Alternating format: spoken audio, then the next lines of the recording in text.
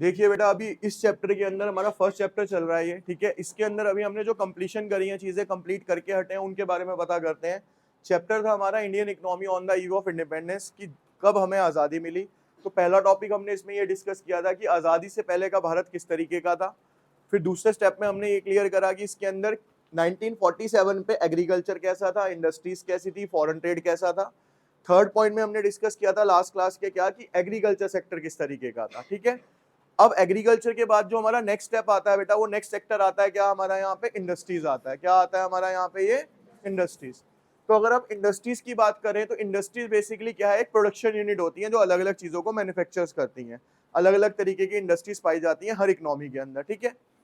अब status of industrial sector during the British rule. अब हम पहले ये पढ़ रहे हैं कि जब हमारे यहाँ पे ब्रिटिश रूल चल रहा था तो उस टाइम पे हमारे देश के अंदर इंडस्ट्रियल सेक्टर किस तरीके से काम कर रहा था या उसकी क्या कंडीशन थी।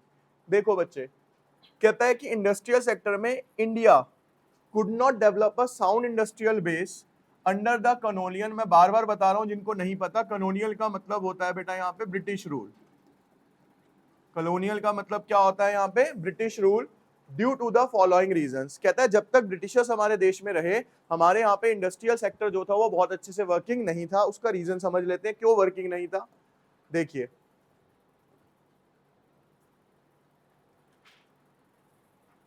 सबसे पहला पॉइंट आता है बेटा हमारे यहाँ पे systematic de industrialisation policy. Systematic de industrialisation policy का मतलब क्या है, कहते हैं ये जो पॉलिसी थी ये कौन लेके आया बेटा हमारे यहाँ पे, ब्रिटिश गवर्नमेंट लेके आई। इसका मेन एम क्या था, reducing India to the status of mere exporter of the important raw material for the upcoming modern industry in Britain। देखो इसको ना शॉर्ट में ऐसे समझते हैं, हमने लास्ट क्लास में जो चीजें डिस्कस करी हैं, क्या कि भैया ब्रिटिशर्स चाहते थे क्या, कि इंडिया जो है वो बने क्या, रॉ मटेरियल का एक्सपोर्टर।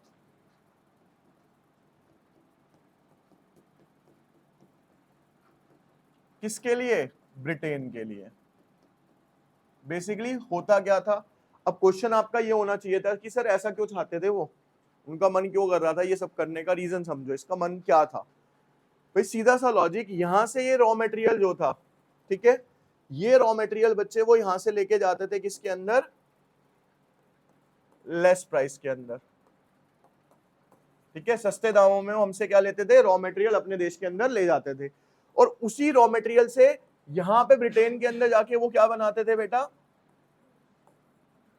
फाइनल गुड्स बनाते थे। क्या बनाते थे बेटा हमारा, फाइनल गुड्स। और उस फाइनल गुड्स को ज्यादा प्राइसेस में वापस कहां बेचते थे, इंडिया के अंदर ही बेचते थे। यानी रॉ मटेरियल कहां से गया, भारत से गया। कैसे, कम प्राइस में वहां पे गया, उससे क्या तैयार किया उन्होंने, फिनिश गुड्स तैयार किया। वो गुड्स दोबारा कहां पे भेजा, भारत के अंदर, लेकिन कैसे बेचा, महंगे दामों में बेचा। तो इंडिया को यहाँ पे दो तरीके का लॉस सफर करना पड़ रहा था। एक, जब वो रॉ मटेरियल बेच रहा था तो कम प्राइस में बेच रहा था, वो लॉस हो गया। फिर उसी रॉ मटेरियल से जो सामान बन के आता था वो महंगे दामों में खरीदता था। दूसरा लॉस क्या हो गया, इंडिया को वो बेचना पड़ा था। तो दो तरीके के लॉस के अंदर इंडिया चल रहा था और दोनों तरफ फायदा किसका हो रहा था, ब्रिटेन का हो रहा था। समझ आई चीज क्लियर, क्यों करना चाहता था वो। चलिए, turning India into a big market for the finish products, क्योंकि वो ये चाहता था कि इंडस्ट्री इंडिया में ना लगे, ताकि इंडिया जो है पूरे तरीके से किस पे डिपेंडेंट रहे, ब्रिटेन के ऊपर डिपेंडेंट रहे। किसके लिए, फिनिश गुड्स के लिए। भाई इंडिया के पास लैक क्या था उस टाइम पे, इंडिया के पास कमी क्या थी, कि भाई रॉ मटेरियल बहुत है, लेबर बहुत है, सब कुछ बहुत है, लेकिन इंडस्ट्रीज हमारे यहाँ पे नहीं है। उसके लिए हमें डिपेंडेंट किस पे रहना पड़ता था, ब्रिटिशर्स के ऊपर। ब्रिटिशर्स से हमें सामान लेना पड़ता था बनवा के। क्लियर है ये पॉइंट। चलिए, अब दूसरा पॉइंट आता है जी क्या, डिस्ट्रक्शन ऑफ हैंडीक्राफ्ट इंडस्ट्री। दूसरा क्या करा ब्रिटिशर्स ने बेटा, आप पिछली 3 क्लासों में कई बार ये रिपीटेड सुन चुके हो सर, क्या कि हमारे यहाँ का वर्ल्ड में सबसे पॉपुलर क्या था जी, हैंडीक्राफ्ट था। उन्हें दिख गया कि भैया इंडिया जो तरक्की कर रहा है ना वो किसके अंदर कर रहा है, हैंडीक्राफ्ट में कर रहा है। तो उन्होंने टारगेट किसको बना लिया, हैंडीक्राफ्ट को ही बना लिया। उन्होंने क्या कर दिया, हमारे देश का जो हैंडीक्राफ्ट था उसको डिस्ट्रक्ट का मतलब होता है खत्म करने की कोशिश करी। कैसे करी, the decline of indigenous handicraft industry due to the introduction of discriminatory tariff policy। अब discriminatory का मतलब क्या होता है, discriminatory का मतलब बेसिकली अगर मैं बोलूं तो भेद भाव वाली पॉलिसी। भेदभाव वाली पॉलिसी क्या थी, पढ़ने से पहले समझते हैं तो आपको ज्यादा अच्छे से ये पॉइंट क्लियर होगा। अब ये क्या कह रहा था यहाँ पे, ये समझो। ये कहता था कि हैंडीक्राफ्ट के ऊपर इंडिया के अंदर टैक्स को क्या करो, ज्यादा कर दो। ज्यादा करने से ये हैंडीक्राफ्ट क्या हो गया बेटा, कॉस्टली हो गया। और जो अपने यहां से गुड्स आता था उसके ऊपर टैक्स क्या लगाता था, कम, तो वो गुड्स क्या हो गया, सस्ता हो गया। तो लोगों ने इसलिए हैंडीक्राफ्ट को खरीदना क्या कर दिया, बंद कर दिया, और उनके गुड्स को खरीदना ज्यादा स्टार्ट कर दिया। यहां तक चीज समझ आई। दूसरा देखो यहां लिखा भी है, कहता था decline of indigenous handicraft due to the discriminatory tariff policy by the colonial government created not only massive unemployment. क्योंकि बेटा देखो सीधी सी बात है, हमारे यहाँ के लोग दो चीजों पे डिपेंडेंट थे, पहली क्या थी, एग्रीकल्चर, दूसरा क्या था, हैंडीक्राफ्ट। जब उन्होंने हैंडीक्राफ्ट बंद करा तो उसकी वजह से यहाँ पे काफी सारे लोग क्या हो गए बेटा, अनएम्प्लॉयड हो गए। अनएम्प्लॉयड क्योंकि उनका रोजगार चला गया। India but also a new demand in the Indian consumer market which was profitably met by increasing the import of cheap manufactured goods from the Britain। उन्होंने बेसिकली, मैं अगर आपको शॉर्ट में बताऊं ना, हैंडीक्राफ्ट इज रिप्लेस्ड बाय, किसके साथ replace किया, ब्रिटेन के मैन्युफैक्चर गुड्स के साथ। ठीक है, तो उन्होंने हैंडीक्राफ्ट की जगह इंडिया में किसको लाके बेचना स्टार्ट कर दिया, अपने मशीन मेड गुड्स को स्टार्ट कर दिया।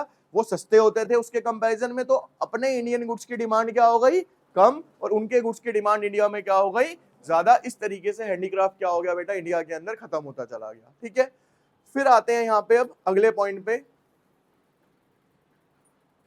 Slow growth rate of modern industry.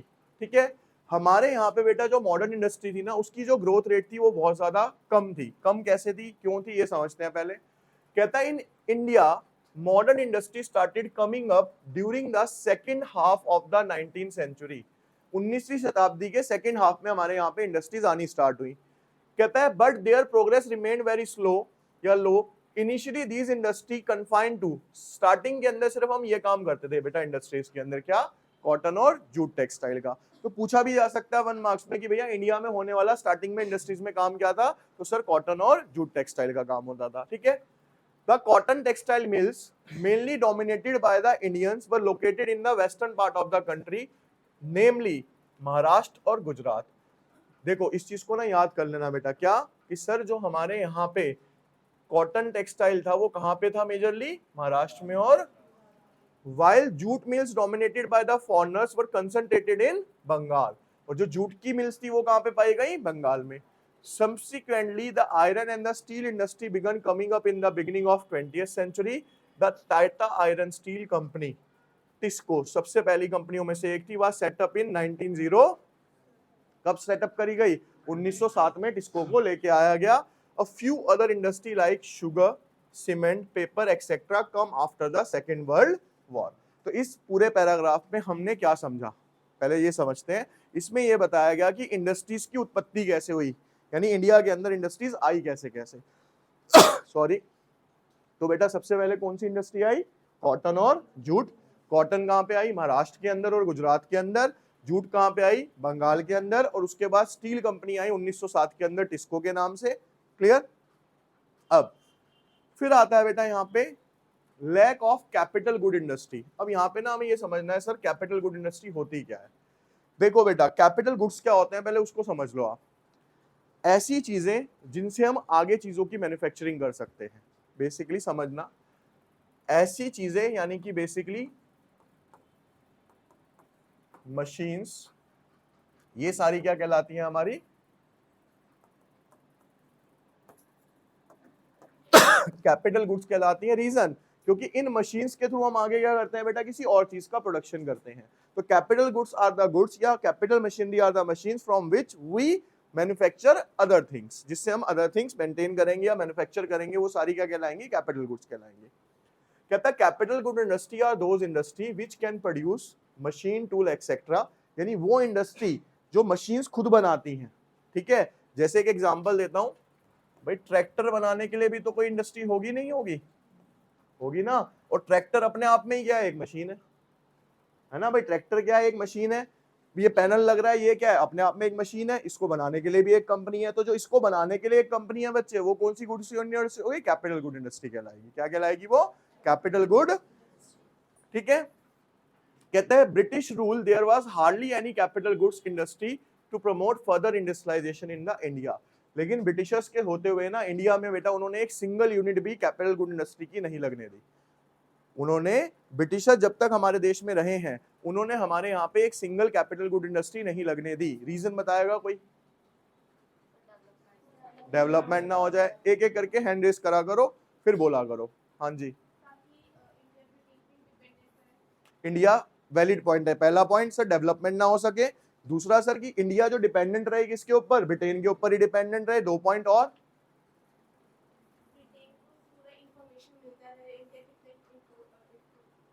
Basically वही पॉइंट हो गया कि हम एक दूसरे पे क्या रहेंगे, इंटरडिपेंडेंट रहेंगे। अपनी जीडीपी काउंट ना कर सके, ठीक है, ये आएगा नहीं इसमें इंडस्ट्रीज में। ठीक है, तो पॉइंट समझ आ गया। मेजर 2 ही पॉइंट्स है क्या, एक तो इंडिया डेवलप ना करे, तरक्की ना करे। दूसरा क्या बेटा कि हम उनके ऊपर डिपेंडेंट बने रहे, हम अपने आप में काबिल ना हो जाए कि हम अपने देश में सामान बनाना स्टार्ट कर सके। क्लियर है ये पॉइंट।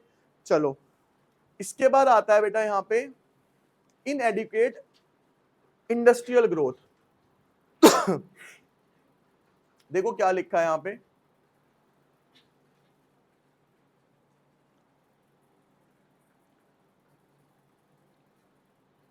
यहां लिखा है बेटा क्या, इनएडिक्वेट इंडस्ट्रियल ग्रोथ। मतलब क्या है बच्चे यहाँ पे इसका, कहता है growth rate of the new industrial sector and contribution to the gross domestic product very remain slow. अभी ये जो पॉइंट बोला ना भाई ने, क्या था कि सर जब इंडस्ट्रीज ही नहीं होंगी तो प्रोडक्शन नहीं होगा, प्रोडक्शन नहीं होगा तो जीडीपी का मतलब क्या है, ग्रॉस डोमेस्टिक प्रोडक्शन। यानी अपने देश में होने वाला जितना भी प्रोडक्शन होता है उसे हम क्या बोलते हैं बेटा, जीडीपी बोलते हैं। तो जब इंडस्ट्रीज ही नहीं होंगी तो प्रोडक्शन नहीं होगा, प्रोडक्शन नहीं होगा तो जीडीपी कैसे बढ़ेगी। तो इसकी वजह से हमारे देश की जो जीडीपी थी वो क्या हो रही थी बेटा, डाउन होती चली जा रही थी। ठीक है, फिर आता है यहाँ पे limited role of the public sector. ये ना पॉइंट बहुत ध्यान से समझना, लिखना नहीं है कुछ नहीं, सिर्फ यहाँ पे कंसंट्रेट करेंगे। सबसे पहले बेटा यहाँ पे हमें समझना क्या है वो देखो,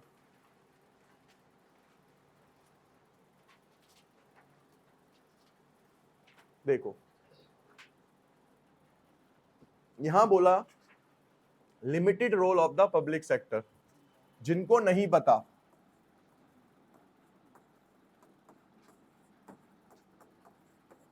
पब्लिक सेक्टर कौन सा सेक्टर है भैया हमारा, गवर्नमेंट सेक्टर। ठीक है, एक थोड़ी सी कहानी सुन लो, उसके बाद पॉइंट पे आओगे तो अच्छे से समझ आएगा। भाई ये बात कब, कौन से साल की हो रही है बेटा, उस टाइम पे जो हमारा गवर्नमेंट सेक्टर था, ये भी, इसके पास भी क्या था बेटा, काफी लेस कैपिटल का मतलब पैसा इसके पास भी ज्यादा नहीं था, क्योंकि उस टाइम पे देश आजाद हुआ था, ब्रिटिशर सब कुछ ले गए थे हमारे पास से। लेकिन इंडस्ट्रीज को लगाने के लिए सबसे पहली रिक्वायरमेंट किस चीज की है बेटा, पैसे की है। तो जो हमारा पब्लिक सेक्टर था ना बेटा, वो किसी भी तरीके से कोशिश नहीं कर रहा था इंडस्ट्रीज के अंदर आने की, क्योंकि उसके पास पैसे की क्या थी, शॉर्टेज थी। और अगर हम बात करें प्राइवेट सेक्टर, प्राइवेट सेक्टर कौन हो गया, टाटा वगैरह, तो ये थे तो सही, लेकिन इनके पास भी इतना पैसा नहीं था कि ये पूरे भारत के अंदर इंडस्ट्रीज खोल सके। ये 1-2 इंडस्ट्रीज तो लगा सकते थे, लेकिन अगर हम ये बात करें कि भैया पूरे भारत में टाटा अकेला क्या करेगा, इंडस्ट्रीज खोल देगा, तो ऐसी पॉसिबिलिटी उस टाइम पे नहीं थी। उस रीजन से क्या हुआ कि हमारे यहाँ पे जो पब्लिक सेक्टर की कमी थी, उसकी वजह से ज्यादा इंडस्ट्री ग्रो नहीं कर पाई। कैसे, the area of operation of the public sector was limited, it remained confined only to the railway, power generation, communication, port and some other departmental undertaking। उस टाइम पे बेटा जो हमारी गवर्नमेंट थी ना, उसने हर जगह पे हाथ पैर नहीं मारे। उन्होंने कहाँ कहाँ पे हाथ पैर मारे, जो जरूरी चीजें थी, जरूरी मतलब railway, power generation, communication, ports, इनके ऊपर तो गवर्नमेंट ने पैसा लगाया। उसके अलावा किसी इंडस्ट्री के अंदर गवर्नमेंट ने पैसा नहीं लगाया, क्योंकि उसके पास पैसे की शॉर्टेज हुआ करती थी। ठीक है, अब यहां पे देखो, कहता है industrial growth of India during a British rule. इसको समझना जरा, यहां पे देखिए अब इस चीज को, कहता है industrial growth of India during a British rule. British rule के टाइम पे इंडस्ट्री की कैसे ग्रोथ देखने को मिली भारत के अंदर, ये समझते हैं। पहले आते हैं बेटा कि जब देखो 1850 वो टाइम पीरियड हो गया जब ब्रिटिशर्स हमारे यहाँ पे क्या हुए होंगे, एंटर हुए होंगे। बेसिकली 1947 तो हुआ है ना जब वो गए हैं। भाई देखो 1850 मान के चलो, कहता है no industrial growth, handicraft industry decline. यहाँ पे क्या हुआ, इंडस्ट्री में कोई ग्रोथ नहीं आई और हैंडीक्राफ्ट भी क्या हो गया बेटा हमारा, कम हो गया। Loss of GDP due to the decline in the handicraft, और हमारा जीडीपी भी क्या हो गया यहाँ पे, कम हो गया। कब, 1850 की बात चल रही है ये। अब जब हम बात करते हैं 1850 से 1947 की, दो सेक्टर्स ही हमारे पास, एक प्राइवेट है और एक प्राइवेट सेक्टर किसमें एंगेज था, क्योंकि इसके पास पैसा कम था। Small industry in some areas like cotton, textile और जूट, क्योंकि इसके पास पैसा कम था तो ये छोटे छोटे इंडस्ट्री लगाता चला जा रहा था। लेकिन पब्लिक सेक्टर की बात करें, engaged only railway, power, communication, ports, ये दोनों चीजें हमने पढ़ ली अभी, ठीक है। कहता है no capital good industry not set up share in the GDP of a new industry very less. कहता है गवर्नमेंट ने किसी भी तरीके से कोई नई इंडस्ट्री नहीं लगाई। अब इसको ना शॉर्ट में समझ लेते हैं, इतना ज्यादा याद नहीं करना है इस पॉइंट में। हमें क्या समझना है, अगर आपसे कोई पूछता है कि सर क्यों इंडस्ट्रीज कम थी या आगे नहीं बढ़ पाई, तो उसका एक कारण क्या है कि सर हमारी जो गवर्नमेंट थी उसके पास पैसे की क्या थी, उस टाइम पे शॉर्टेज थी, तो उन्होंने जो जो जरूरी चीजें थी वहां पे पैसा इन्वेस्ट करा, बाकी के अंदर इन्वेस्ट। दूसरा सर जो हमारे यहाँ का प्राइवेट सेक्टर था ना सर, उसके पास भी पैसा इतना नहीं था कि वो हर एक इंडस्ट्री खोल सके, तो उसने जितनी भी छोटी छोटी इंडस्ट्री थी लाइक कॉटन, टेक्सटाइल और जूट, उसके अंदर क्या करा, अपना रोल प्ले करा। क्लियर है ये पॉइंट, ठीक है।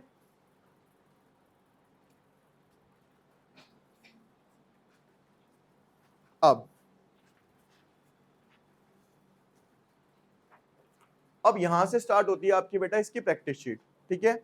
अभी हमने क्या पढ़ा, हमने टॉपिक पढ़ा सर क्या, इंडस्ट्रियल सेक्टर किस तरीके का था। मेरे को एक एक बार हेडिंग चाहे पढ़ के आप मेरे को एक बार हैंड रेस करेंगे और मेरे को बताएंगे क्या क्या पढ़ा हमने, किस तरीके का था बेटा हमारा इंडस्ट्रियल सेक्टर। हैंड रेस बस, कैसा था भैया, बोलो आदित्य।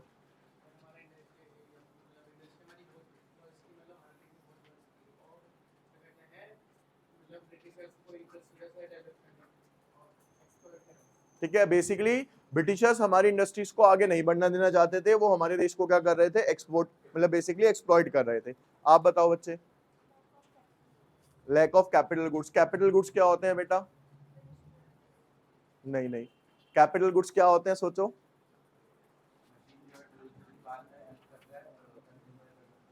हाँ, बेसिकली हम कह सकते हैं capital good industry are those industry which manufacture machines and tools. ऐसी इंडस्ट्री जो आगे मशीन और टूल्स ही बनाती हैं, वो सारी क्या कहलाती हैं, हमारी कैपिटल गुड इंडस्ट्री कहलाती हैं। ठीक है, तो हमारे यहाँ पे उन्होंने कैपिटल गुड इंडस्ट्री बिल्कुल भी लगने नहीं दी, ताकि हम क्यों क्या रहे उनके ऊपर डिपेंडेंट रहे। ठीक है जी, यहाँ तक क्लियर हुआ। उसके अलावा शाहिद,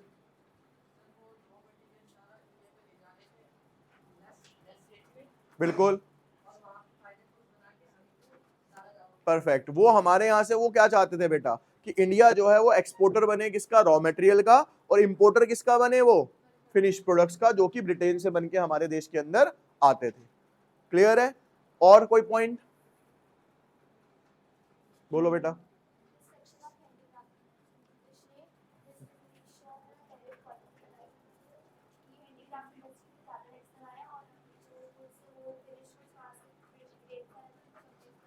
बिल्कुल परफेक्ट है, इनका ऐसा डिस्ट्रक्शन ऑफ अ हैंडीक्राफ्ट, कि ब्रिटिशर्स ने हमारे यहाँ के हैंडीक्राफ्ट को खत्म कर दिया, किसके थ्रू, अपनी डिस्क्रिमिनेटरी टैरिफ पॉलिसी के थ्रू। ठीक है, हमारी चीजों को महंगा कर दिया गया और अपनी चीजों को सस्ता करके इंडिया के अंदर बेचा गया। हाँ देखो बेटा,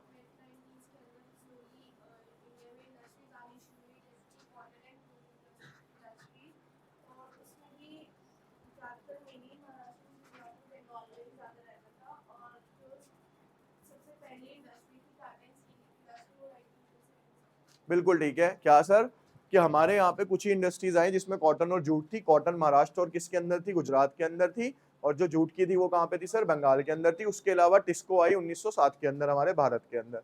उसके बाद आता है क्या, रोल ऑफ पब्लिक सेक्टर, यानी पब्लिक सेक्टर का रोल क्या था बेटा इंडस्ट्रीज के अंदर, क्या था, बहुत ही कम था। उसका रीजन मैंने आपको बताया कि पब्लिक सेक्टर के पास भी बहुत ज्यादा पैसा नहीं हुआ करता था। ठीक है, अब मैंने आपको एक पूरा का पूरा वो दे दिया। अब यहाँ से हम क्वेश्चंस के ऊपर आएंगे, जिससे मैं पूछूंगा, आप पहले हैंड रेस करेंगे, उसके बाद आंसर करेंगे। अगला क्वेश्चन बेटा, पहला क्वेश्चन है आपका, what was the main goal of the British government systematic de industrialisation policy in India. कहता है जो उन्होंने सिस्टमैटिक डी इंडस्ट्रियलाइजेशन किया था इंडिया में, उसका मेन एम क्या था?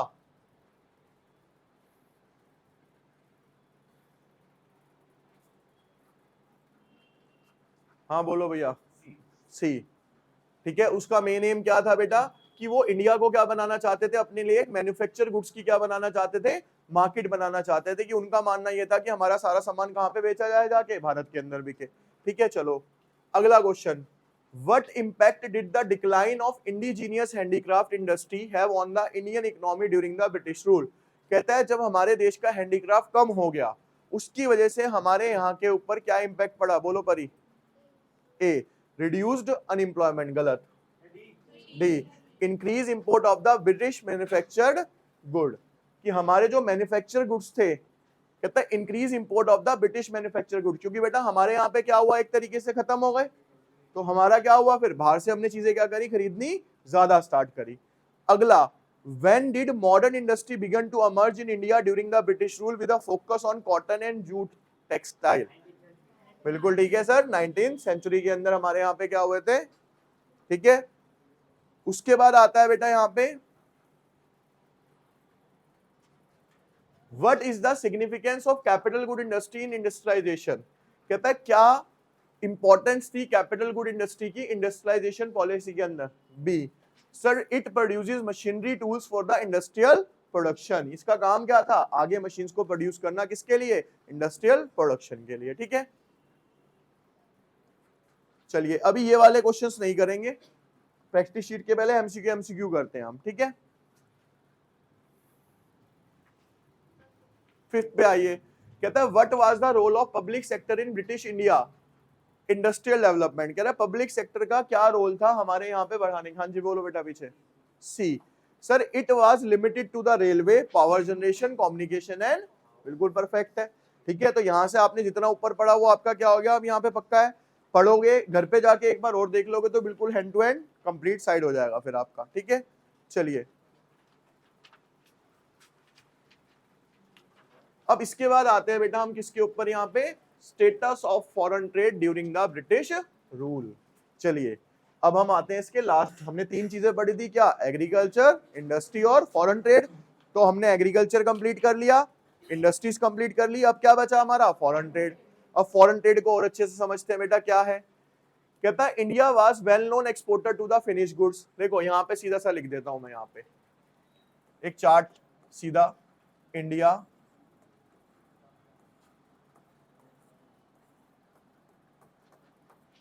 एक्सपोर्टर ऑफ, क्या था वो उस टाइम पे? रॉ मटेरियल, कच्चा माल कहां पे भेजता था? But the British converted India into a net exporter of raw material and importer of finish goods.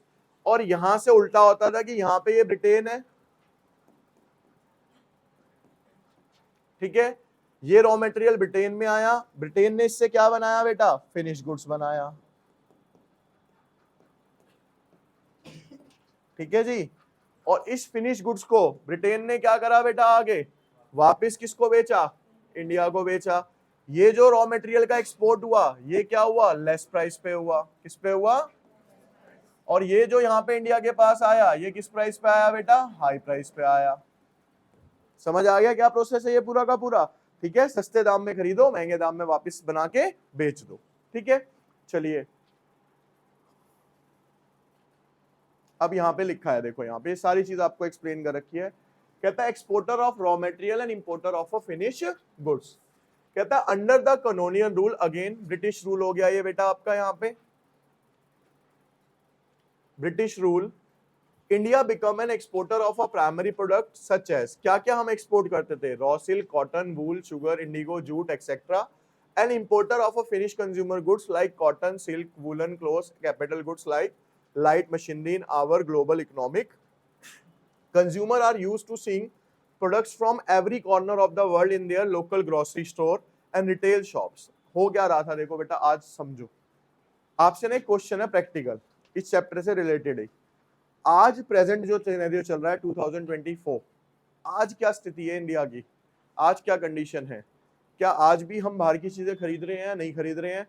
उसमें ज्यादा चीजें बाहर की हैं या ज्यादा चीजें इंडिया की हैं? ज्यादा आपके हिसाब से इंडिया की है। अब एक काम मेरे कहने पे करना आप, ठीक है, आप कह रहे हो आपके हिसाब से सारी इंडिया की है, चलो 4-5 एग्जाम्पल देता हूँ, आपकी बात ऊपर है, आपने बिल्कुल ठीक कहा सर इंडिया की है, ठीक है। अब आप गलत होते हो या मैं, देख लेते हैं। आपके घर में टीवी लग रहा है किसी भी ब्रांड का, सोनी, सैमसंग, एलजी, एमआई, किसी का भी, manufactured China, assemble in China, India का नहीं है। पहली चीज तो आपके घर में जो सबके है वो नहीं है, एक चीज क्लियर हो गई जी। चलो अब आते हैं दूसरी चीज पे, आपके घर में लाइट्स यूज होती है, एलईडी वगैरह सब कुछ जितनी भी लग रही है यहाँ पे भी, सारी इंडिया की है, चाइना, यानी अभी भी आप बाहर का यूज कर रहे हो। इवन आप जो बेटा कपड़े भी खरीद के लाते हो, अगर आप किसी ब्रांड के खरीद के ला रहे हो तो बात हो गई अलग। अगर आप लोकल मार्केट से लेके आ रहे हो तो मोस्टली क्लोथ भी आज कहां से आ रहा है, सारा का सारा चाइना से आ रहा है, जो आपको चीप प्राइस पे इतना मिल पा रहा है, ठीक है। अब सब छोड़ दो, ये तो हो गई घर गृहस्थी का सामान। अब आते हैं तुम्हारे पास जो है फोन, कहाँ का है, फिर कैसे कह रहे हो सर सब कुछ इंडिया का इस्तेमाल कर रहे हैं? भाई बड़े से बड़ा ब्रांड भले ही मैन्युफैक्चर इन इंडिया है, उस पर भी क्या लिख देते हैं, असेंबल इन चाइना, समझ रहे हो? तो कहां पे हम इस्तेमाल कर रहे हैं इंडिया का? बेसिकली ठीक है, कुछ चीजें अब इंडिया के अंदर ऐसा हुआ है कि हम इंडिया की इस्तेमाल करना स्टार्ट हो गए हैं। अब सब छोड़ दो ना, हटा दो। आप सबके फेमस मोमोज कहाँ की डिश है? खाना तक तो आप अपना नहीं खा रहे, ठीक है, वो भी बाहर का फॉलो करके खा रहे हो। तो बेसिकली सुनो बात को, ठीक है, बन यहाँ रहा है ना बेटा, लेकिन चीज देखो ना कहाँ की है। कभी आपने सोचा था कि हम कच्चे मैदे के अंदर गोभी डाल के खाएंगे? खा रहे हैं ना, लेकिन आज की डेट में सुनो मेरी बात, बेसिकली छोड़ो इस चीज को, यहाँ पे समझो। बेसिकली कहने का मतलब है जो स्टेट उस टाइम पे थी ना हमारी, आज भी वही स्टेज है, ऐसा नहीं है चेंज आया है, बस क्या हो गया वो मॉडर्न रूप के अंदर चेंज आ गया, तो हमें पता नहीं चल पा रहा कि हाँ भाई कंडीशन कैसी है। बार बार जो गवर्नमेंट आपको फोकस करने के लिए कह रही है ना कि make in India, make in India, make in India पे आओ, उसका रीजन ही ये है, क्योंकि देखो सीधी सी बात है, दो तरीके से ना आप किसी के गुलाम बनते हो, दो तरीके से आप किसी के गुलाम बनते हो। आज भी बेटा देखो, मैं आपको एक एग्जांपल दे रहा हूं, प्रैक्टिकल एग्जांपल है। इस कंपनी को सारे जानते हो, सारे जानते हो भैया, लास्ट टू लास्ट ईयर ये भाई साहब ये कहते हैं कि भैया मैं इंडिया के अंदर ना कार मैन्युफैक्चरिंग करना चाहता हूं, मतलब टेस्ला की गाड़ियां मैं इंडिया में बेचूंगा, ठीक है जी। इन्होंने ये प्रस्ताव रखा इंडियन गवर्नमेंट के पास। हमारी गवर्नमेंट ने ये प्रस्ताव क्या कर दिया, यहाँ पे रिजेक्ट कर दिया। इन्होंने ये कहा कि अगर आपको टेस्ला कार बेचनी है तो आपको इंडिया में ही आके अपना मैन्युफैक्चरिंग प्लांट लगाना होगा, इंडिया में ही आप बनाओगे और इंडिया में ही बेचोगे, तो हम आपको परमिशन देंगे, लेकिन आप बाहर से अगर यहाँ पे देना चाहते हो तो हम आपको, रीजन समझो बेटा, आपके घर में दो तरीके की जॉब सर्वेंट होंगे, ठीक है, या तो देखो तीन कैटेगरीज है आज की डेट में। पहली कैटेगरी जी बिजनेस, दूसरी कैटेगरी क्या है, मिडिल क्लास में ज्यादातर जॉब पर्सन ही मिलेंगे, बिजनेस क्लास अलग हो गए। अब इस जॉब में क्या है, गवर्नमेंट, ये है बेटा सेक्टर, आपके जितने भी भाई बहन, जितने भी रिलेटिव, कजन, सिस्टर प्राइवेट के अंदर अगर काम करते हैं तो उसके साथ एक कॉमन नाम जुड़ा हुआ है बेटा, एमएनसी, मल्टीनेशनल कंपनीज। तो आप इंडिया की तो कंपनी में भी नहीं काम कर रहे बेटा। अगर आज ये देश छोड़ के भागना स्टार्ट कर देना तो इतना अनएम्प्लॉयमेंट आ जाएगा भारत के अंदर, लेकिन ऐसा होगा नहीं। रीजन क्या है कि हम उन पे डिपेंडेंट नहीं है। आज जो प्रेजेंट गवर्नमेंट है, आपको समझ आया कि आज की प्रेजेंट जो गवर्नमेंट है उसने चेंज क्या लाया, सबसे मेन उसने ये चेंज लाया, मैं आपको बताता हूँ क्या मेन चेंज वो ये लेके आए। पहले की जो गवर्नमेंट्स थी हमारे यहाँ की, वो क्या कर रही थी कि बाहर की कंट्रीज को ये दिखाती थी कि भैया हमें ना तुम्हारी बहुत जरूरत है, तुम मल्टीनेशनल कंपनी हो, तुम इंडिया में आते हो, तुम हमें काम देते हो, तो हम तुम्हारे ऊपर डिपेंडेंट है। हमारी गवर्नमेंट अब जा रही है, उसने क्या कह दिया सीधा सीधा, भैया तुम्हें हमारी जरूरत नहीं है, जाओ छोड़ के यहां से। क्यों? उन्हें पता है कि हमारे बिना उनका गुजारा नहीं है, क्योंकि यहाँ पे जो एम्प्लॉयमेंट रेट मिल रहा है ना उन्हें, इतने सस्ते दरों के अंदर जो लेबर यूज कर रहे हो आप, एमबीए पर्सन को आप 50-50 हजार में वर्ल्ड वाइड कहीं नहीं मिलेगा आपको, एमबीए 50 हजार में नौकरी करने के लिए इंडिया में मिलता है। तो गवर्नमेंट ने अब उन्हें ये दिखाया कि भैया हम तुम पे डिपेंडेंट नहीं है, तुम हम पे डिपेंडेंट हो, तुम्हें जाना है उठ के चले जाओ। इस वजह से एमएनसीज क्या बैठी हुई हैं आज की डेट में, हमारी कंडीशंस मान रही है, हमारे तरीकों से उन्हें क्या करना पड़ रहा है बेटा, काम करना पड़ रहा है। लेकिन अगर सिनेरियो देखो तो ये बात गलत नहीं है कि अगर आज भी हम इन्हीं के ऊपर डिपेंडेंट रहे और कभी खुदा ना खास्ता ऐसा कोई दिन आ जाए कि ये कह दे भैया जा रहे हैं, क्या कर लोगे? आएगी ना दिक्कत। तो आप खुद देखो कहां पे इंडिया का कुछ यूज कर रहे हो, कहीं पे भी नहीं कर पाते, सारा कुछ अभी भी हम उन्हीं के ऊपर डिपेंड करके बैठे हैं, ठीक है। तो यही चीज पहले भी होती थी, आज थोड़े अलग तरीके से होती है। क्लियर है पॉइंट?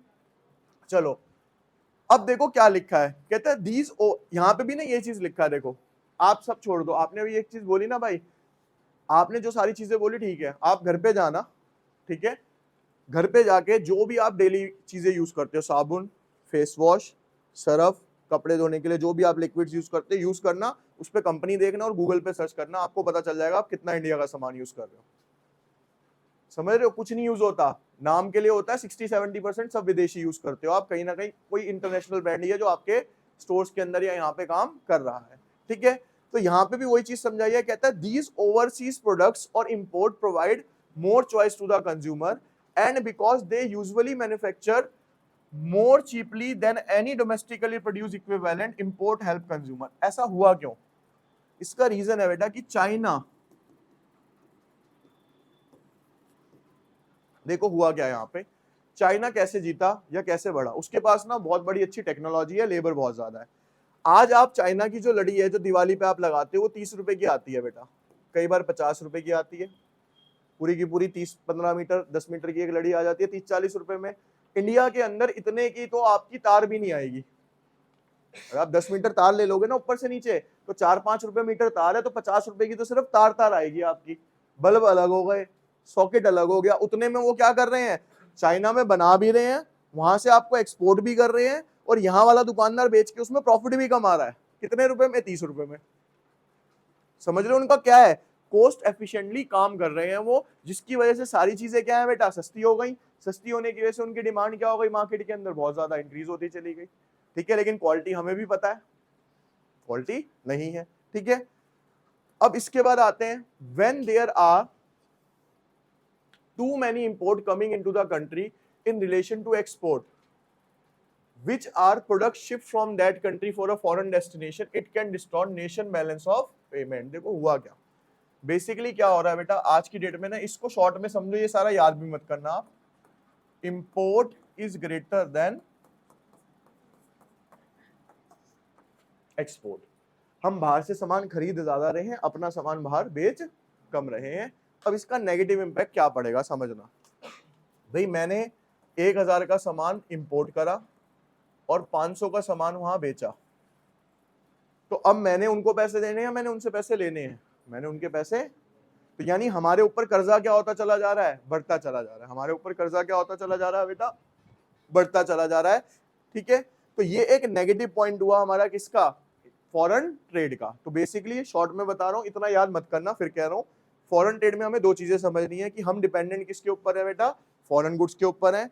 ब्रिटिशर्स ने एक तरीका अपनाया जिससे कि उन्होंने क्या करा, अपने देश की चीजों की डिमांड बाहर के देश से इंडिया के अंदर बढ़ा दी, ठीक है। और अपने देश के अंदर क्या हो रहा है कि इंपोर्टेड गुड्स हम ज्यादा यूज करते हैं और अपने देश का गुड्स क्या करते हैं, ठीक है। अब इसके बाद जो पॉइंट पढ़ने वाला है, अब ये वाला समझना, कहता है monopoly control of the British rule. हमारे ऊपर मोनोपोली का मतलब क्या होता है, मोनोपोली का मतलब होता है एकाधिकार। क्या होता है, सुना है कभी मोनोपोली वर्ड, नहीं सुना तो सुन लो। मोनोपोली का मतलब होता है बेटा एक अधिकार। आज की डेट में अगर मैं परफेक्ट मोनोपोली की बात करता हूं, ठीक है, ध्यान से सुनना जो वर्डिंग बोल रहा हूं, अगर आज की डेट में परफेक्ट मोनोपोली की बात करी जाए, cheapest mode of transportation in India क्या है, रेलवेज। क्या उसका कोई सब्स्टिट्यूट है, उससे सस्ता कुछ मिलता है, रेलवे से सस्ती टिकट है कहीं पे भी भाई, 1-2 रुपए किलोमीटर भी नहीं बैठती उसकी ट्रेन की टिकट, इससे भी सस्ती बैठ रही है जाके, है ना। तो उससे चीपेस्ट तो कुछ नहीं है। क्या उसका कोई सब्स्टिट्यूट और आ सकता है, नहीं आ सकता, क्यों, ऐसा क्यों नहीं आ सकता? अच्छा, मेट्रो से तुम इलाहाबाद चले जाओगे?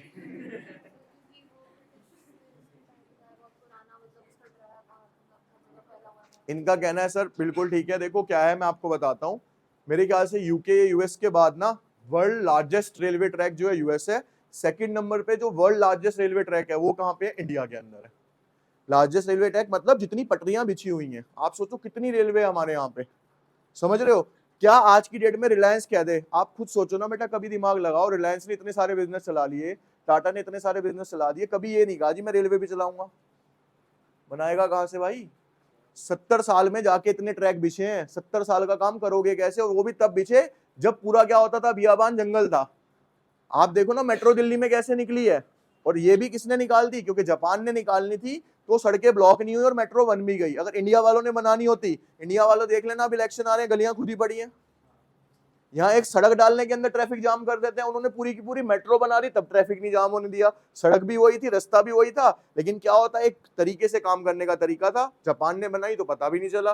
तो बेसिकली रेलवे एक सिंगल मोनोपोली यूनिट है जिसको कभी भी रिप्लेस नहीं किया जा सकता। तो मोनोपोली समझ आ गई, जिसका कोई भी आगे सब्सटीट्यूट नहीं है, वो इकलौता है। तो उस टाइम पे बेटा ब्रिटिशर्स ने भी क्या करा, अपने आप को एक मोनोपोली बना दिया। कैसे? More than half of the India's foreign trade was restricted to the Britain. कहता है जितना भी आप ट्रेड करते थे ना, व्यापार करते थे, उसका 50% हिस्सा कहां से जाता था? सिर्फ ब्रिटेन से जाता था। The opening of the Swiss canal in 1869 further intensified British control over the India's foreign trade. देखो स्विस कैनाल ना, हिस्ट्री के अंदर जो ह्यूमैनिटीज के बच्चे उनको भी पढ़ाया जाएगा कहीं ना कहीं। स्विस कैनाल क्या था? एक कैनाल ओपन करा गया। इसका मेन उद्देश्य क्या था? इसके थ्रू ना रूट बैरियर्स खत्म हो गए। सबसे पहला मोड ऑफ ट्रांसपोर्टेशन कोई बताएगा मेरे को? वाटर था, समुद्री थे ना, उसके थ्रू आता था। ठीक है, अब ये कैनाल खोलने से क्या हुआ? एक्सपोर्ट क्या हो गया इनके लिए? इजी हो गया, यानी सामान मंगाना क्या हो गया इनके लिए? ज्यादा इजी हो गया। अभी एक आप इसी चैप्टर के अंदर एक टॉपिक पढ़ोगे कि why Britishers introduce railway in India. Britishers ने रेलवे इंडिया के अंदर क्यों इंट्रोड्यूस किया था, मैं बताता हूं। भाई ये जो हम बात कर रहे हैं इस जहाज की, क्या ये दिल्ली में आ सकता है? क्यों नहीं आ सकता जी? समुद्र नहीं है। जब कोस्टल एरिया नहीं है तो शिप तो नहीं आ सकता।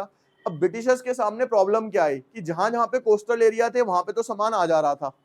अब उनका टारगेट था पूरा का पूरा इंडिया। तो उन्होंने इसको देखते हुए क्या करा बेटा, इंडियन रेलवे लेके आए वो, कि जिससे कि उनका सामान पूरे इंडिया के अंदर क्या हो सके, इजीली पहुंच सके। इस वजह से पहली जो रेल की लाइन बिछाई गई थी वो किसके द्वारा बिछाई गई थी? ब्रिटिशर्स के द्वारा बिछाई गई थी। सबसे पुराना यहाँ पे होने वाला काम मैं बता देता हूँ, आप सबको पता है, आप सबने देखा भी है। दिल्ली के अंदर जब आप जाते हो जमुना जी के ऊपर से, जिसे हम बोलते हैं ओल्ड, पुराना पुल बोलते हैं जिसको, उसको बेटा 100 साल के लिए गवर्नमेंट कह के गई थी अंग्रेज की ये 100 साल तक चलेगा, हम चोटी देके जा रहे हैं। आज उसको 150 साल से ऊपर हो चुके हैं। ठीक है, लेकिन उस टाइम का लोहा, उस टाइम सब कुछ ओरिजिनल होता था, मिक्स नहीं होता था, वो चल भी गया। लेकिन वो अलग बात है, जब भी मैं निकलता हूं तो राम नाम लेके ही निकलता हूं कि वापसी होगी या नहीं होगी। ठीक है, क्योंकि भाई 100 साल उसकी लाइफ थी, 150 साल हो चुकी है, रिपेयर करी जा रहे हैं, चलाई जा रहे हैं, लेकिन कभी भी खबरों में आ सकता है वो। ठीक है, लेकिन अब उसके साइड में क्या कर रहे हैं, उस पर एक रूल बना है, क्या? ऊपर से रेलवे ट्रैक हटाया जा रहा है, उस पर रेल भी चलती है। ठीक है, तो रेल के लिए साइड में पटरी डाल रहे हैं कि रेलवे वहां से जाएगी, ये सिर्फ क्या रह जाएगा, फिर ये रोडवेज रह जाएगा। रीजन है कि उसकी जो मियाद थी या जो लाइफ थी वो क्या हो चुकी है आज की डेट में। ठीक है, तो अब ये क्यों बनाए गए बेटा? ये सिर्फ इसीलिए बनाए गए, हमारा फायदा नहीं था उसमें। किसका फायदा था वो सारा का सारा? ब्रिटिशर्स का फायदा था। वो अपनी चीजों को हर जगह पे इंडिया के कोने कोने में पहुंचाना चाहते थे। ठीक है, अब drain of India's wealth, wealth का मतलब होता है पूंजी बेसिकली। हमारे यहां से वो सारा का सारा पैसा लेके चले गए। पैसे की मैं आपको सिंपल सी बात बताता हूँ। लाल किला कौन कौन गया है घूमने? कभी टाइम मिला होगा, गए होगा भी। उसकी दीवारों के अंदर अगर आप जाओगे ना, तो दीवारें जो बनी हुई है वहां पे इतने बड़े बड़े से ऐसे होल्स हैं। ठीक है, दीवारों के अंदर। और ये माना जाता है बेटा कि उन होल्स के अंदर ना बाकायदा उस टाइम पे डायमंड और गोल्ड भरा हुआ होता था। मतलब वो जो थी ना, वो होल नहीं थे, उसके अंदर ये चीजें भरी गई थी। और ये नहीं पता, किसको पता नहीं पता, जो आप ताजमहल जाते हो, ताजमहल से डायरेक्ट सुरंग लाल किले खुलती है अंडरग्राउंड। वो उन्होंने अपनी एक स्कीम थी उसके लिए तहत बनाई थी वो। ठीक है, तो बेसिकली कहने का मतलब क्या है, जब इंडिया से ब्रिटिशर्स गए तो सारा का सारा सामान लेके क्या हो गए? सोने की चिड़िया थी, चिड़िया छोड़ गए, सोना ले गए। बेसिकली ये था। ठीक है, अब देखो क्या लिखा है यहाँ। कहते the drain of wealth theory was propounded by the दादा भाई नेरोजी। 1 मार्क्स क्वेश्चन आएगा एमसीक्यू के अंदर कि सर किसने किया था? दादा भाई नेरोजी ने। कब किया था? 19th सेंचुरी में। During the colonial period of British exploited the Indian resources and their prime motive to conquer India was that they could make it source for a cheap raw material for their own industry. Raw material from India was exported and expensive finished goods were imported to the, वही point repeat हो रहा है ऊपर वाला ही बार बार। ठीक है, also the heavy administrative costs related to running of the colonial rule in India, wages and salaries, staff, expenses of war administration incurred by, देखो इसको ना ऐसे समझो, ये ब्रिटिशर्स, इस पूरे पैराग्राफ को समझा रहा हूं, दो तरीके से पैसा कमाते थे। एक export of finish goods to India in high price. दूसरा पॉइंट था बेटा क्या, import of raw material from India in low price. ठीक है, समझ लो पहले। अब इन दोनों को करके इनको क्या बच रहा था बेटा, अगर देखा जाए यहां पे ह्यूज प्रॉफिट, दोनों तरफ से फायदा कमा रहे थे ये। तो ये जो ह्यूज प्रॉफिट था ना, ये इन्होंने इंडिया की भलाई के लिए नहीं यूज किया। देखो यहाँ लिखा है, कहता है रॉ मटेरियल के बाद यहाँ देखो क्या लिखा है, also the heavy administrative cost related to running of the colonial rule in India in the form of wages and salary of the administrative staff. भाई इंडिया के अंदर जब वो रूल कर रहे थे तो उनकी यहाँ पे मिलिट्री भी थी, उनकी यहाँ गवर्नमेंट भी थी, उनके यहाँ ऑफिस भी थे, उसका खर्चा कहाँ से चलाते थे बेटा, वो इसी चीज से चलाते थे। यानी उन्होंने कभी भी इंडिया की भलाई के लिए काम नहीं किया, जो भी प्रॉफिट कमाया उसका जो बेनिफिट दिया उन्होंने किसको दिया, अल्टीमेटली खुद को ही दिया, अपने एडमिनिस्ट्रेशन को स्ट्रॉन्ग करने के अंदर दिया। देखो 2 पॉइंट्स आएंगे आगे इसके अंदर। अगर मैं आपसे पूछता हूं कि भारत में किए जाने वाले अंग्रेजों के द्वारा 2 अच्छे काम क्या थे, इंडियन रेलवे, दूसरा एडमिनिस्ट्रेशन। यानी एडमिनिस्ट्रेशन कैसे करना है वो कौन सिखा के गया, ब्रिटिशर्स ही उस टाइम पे सिखा के गए। सबसे पहली गवर्नमेंट कांग्रेस होती थी ब्रिटिश राज के अंदर भी, और आज भी बाहर जाओगे ना यूएस वगैरह, वहां पे भी कांग्रेस गवर्नमेंट, लेकिन उनके नाम से चलती है वो। ठीक है, तो बहुत पुराने जो रूल्स थे, एडमिनिस्ट्रेशन थी, वो कौन सिखा के गए बेटा हमें, यहाँ पे ब्रिटिशर्स सिखा के गए थे। ठीक है,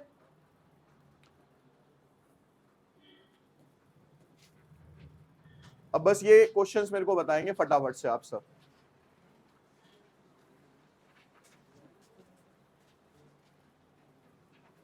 चलिए, पहला question, during the British rule what was the India primarily exporting to the rest of the world. जिससे पूछूं बस वो बोलो, सी, यानी कि raw material and primary products. How can an imbalance between the import and export impact a nation currency value. कहता है nation की करेंसी वैल्यू पे क्या इंपैक्ट पड़ेगा इंपोर्ट और एक्सपोर्ट का, see sir, it can lead to the devaluation of the currency. देखो हमारे देश की करेंसी की वैल्यू क्या हो जाएगी बेटा, कम, क्योंकि हम बाहर से चीजें खरीद ज्यादा रहे हैं, अपनी चीजों को बेच।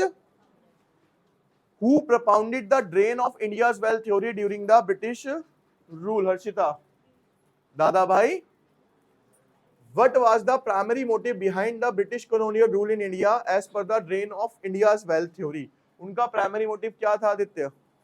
तीसरा, to use India as a source of cheap raw material for a British industry. इसके बाद अच्छा क्वेश्चन है ये, कहता है what was the impact of opening the Swiss canal on the British control over India's foreign trade. कहता है Swiss canal खोलने से क्या इंपैक्ट पड़ा था, दीपक बोलो, see, it intensified British control by providing a shorter route to the India's market. उन्होंने basically एक छोटा रूट प्रोवाइड करा जिससे कि हम बाहर से सामान को एक्सपोर्ट और इंपोर्ट कर सकते थे। ठीक है,